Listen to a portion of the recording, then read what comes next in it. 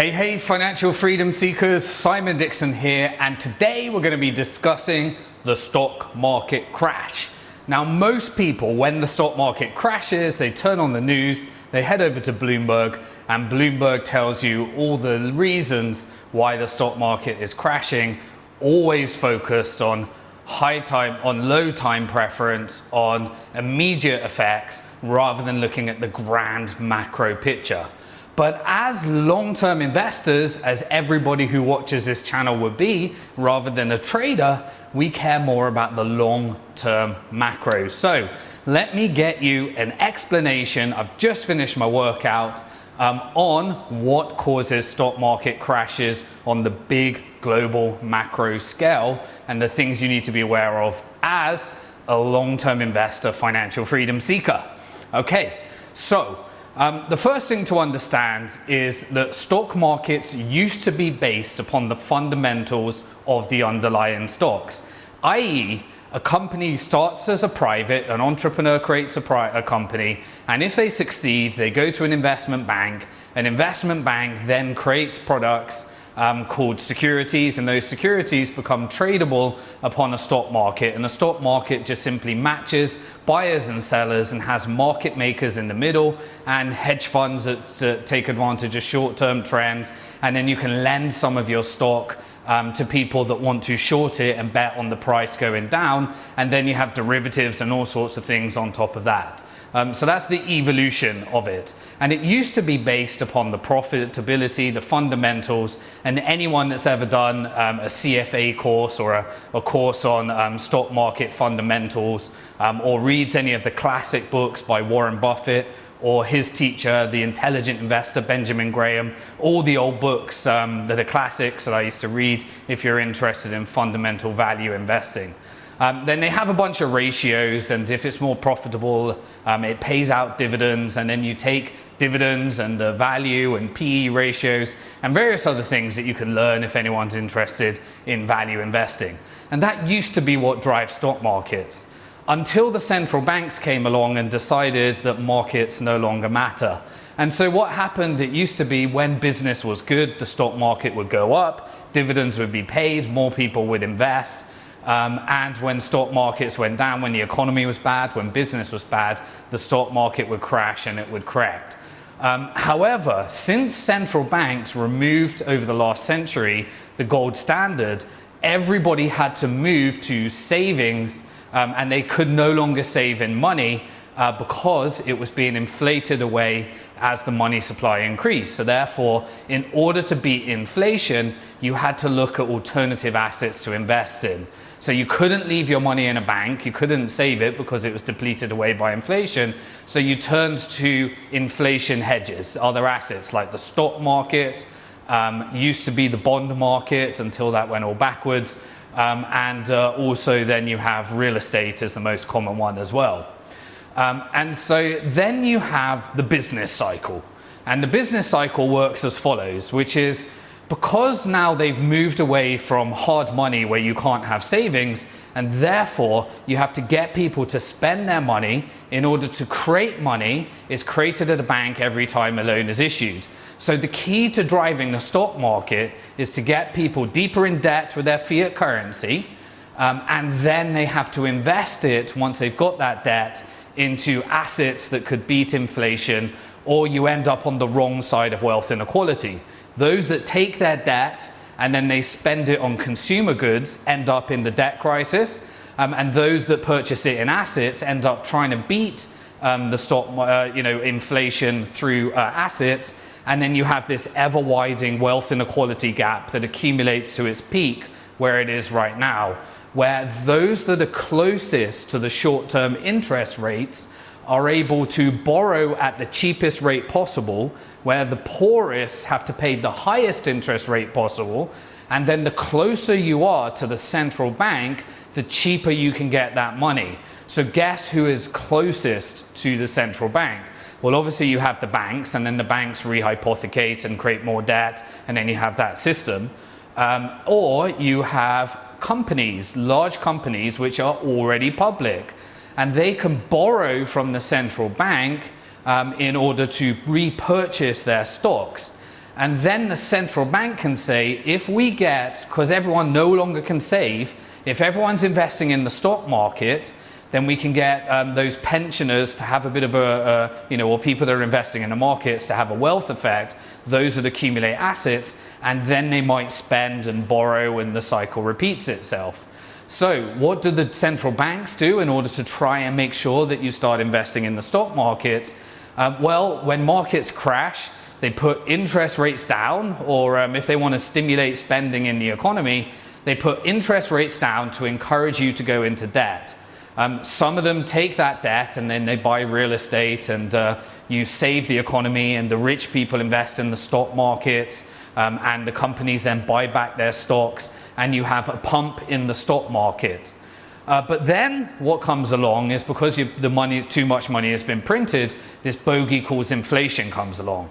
And when this bogey called inflation comes along, in order to control it, you have to try and increase those interest rates rather than lowering them.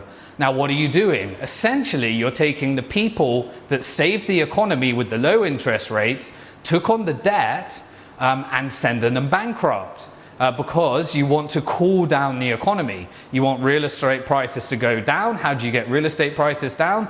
Well, take the people that couldn't afford the real estate in the first place, hike the interest rates, they can no longer afford it, the bank forecloses, and the bank ends up with the asset at a slightly cheaper rate. And so you have this business cycle. But what happens when the Federal Reserve or the central bank decides not to increase the interest rates? Well, you have an over-stimulus of the economy, and you have injections into the stock market because you have more money being printed, you have it borrowing at a cheaper rate, and essentially that's what we did after the last financial crisis. That's how we got to these bubbles, and that's what we've been doing up until now. Finally, inflation comes along as more and more money is printed, because now we don't have free market forces. We don't let real estate crash. We don't let the stock market crash. And then you keep rescuing the markets until we end up in a situation where everybody is over indebted. Inflation is running at sky high, and then you have some kind of supply shock that sends the market off its kilter, increase funded by overprinting of money, and then you end up with stock market crashes as soon as you put the interest rates up, where investors no longer care about the fundamentals. They only care about one thing: will the Fed continue to print? And as long as the Fed and the central bank continues to print and keep interest rates low, then they're happy to keep investing, even though the valuations are completely out of sync with any kind of fundamentals or reality. And so that's where we are today. So the stock market's crashing because the investors are getting scared that the central bank is going to keep hiking rates in order to control inflation from a pump and dump that they essentially created by not allowing market forces, and by, for the last 100 years, taking away the ability for people to save in hard money. And so because they can't save in hard money, instead you take out savings and you put it straight into the investment account, where everybody has to buy real estate stocks in order to beat inflation. So essentially it's no longer fundamentals, it's all central banks. Because savings have been taken out of the equation because we don't have hard money, and everyone is encouraged to take on debt, you end up with these business cycles where you have markets pumped by low interest rates that save the economy when you take on the debt, and then they send you bankrupt when inflation comes along by trying to cool down the economy, having a correction in market prices. So welcome to Macro Fundamentals 101 of crony capitalism, where the stock market is not left to free forces, but instead is pumped by intervention from central banks rather than allowing the market to do its thing and correct. So that is exactly what's happening right now. And so the only thing that investors care about is the actions of the central banks rather than the fundamentals of the companies in the first place. And it's all a hangover from the fiat currency standard that we live on today and the debt-based Ponzi scheme called fiat currency. as we transitioned out from hard money and Austrian economics to more Keynesian ways of organizing, which is take on debt. And even Keynesian economics you don't have today. Keynesian economics states that when you have bad markets, the government has to supplement the spending by taking on debt. But then when the markets are good, you're meant to repay the debt. They kind of forget about the second half of the equation. And then every government changes every 4-year cycles because we have this left-right argument and the debt just increases and there is no such thing as left and right. One does it through increasing taxes, the other does it through decreasing taxes, but then uses all the funny mechanisms in the background in order to print the money supply and keep it going. So it's the inflation bogey, so the cost of living crisis is artificially created, and then you have hikes in interest rates that then crashes the markets as investors realize that this is a central bank market. And the only thing that protects it?